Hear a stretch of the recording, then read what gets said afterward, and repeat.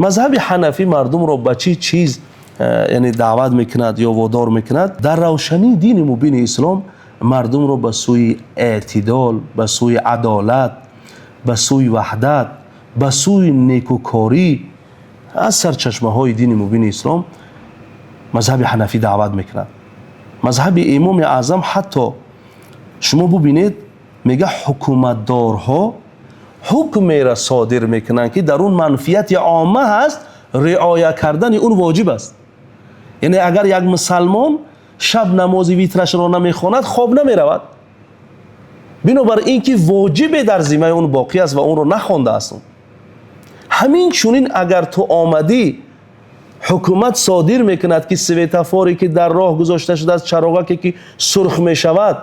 سرخ شد تو بیستی که منفیت عامه در اون دیده میشود، یعنی پیاده روها میگذرند و دیگر راه در اون باز میشود و اون سبز میشود، شما چراغتون سرخ است، در اونجا ایستادن درباره ایمان و دینداری این انسان واجب است.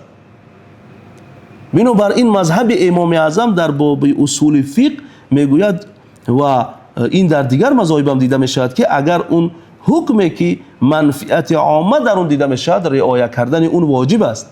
و این چیزهایی است که اکثر علمای دیگر از خود رأی امام ابو حنیفه رحمت الله علیه گرفتند و امام ابو حنیفه رحمت الله علیه این چیز را بیان میکند. بنابراین جایگاه مذهب امام اعظم چی در اعتقاد دینی و چی در اعتقاد محبت و دوستداری و چی در دیدگاه دولتداری تاجیکان که اکثر مردم مسلمانی که 99 از 10 فایز ملت ما ملت مسلمان است و اکثر اینها پیروی مذهب امام اعظم هستند و این جایگاه مذهب امام ابو حنیفه رحمت الله علیه هست.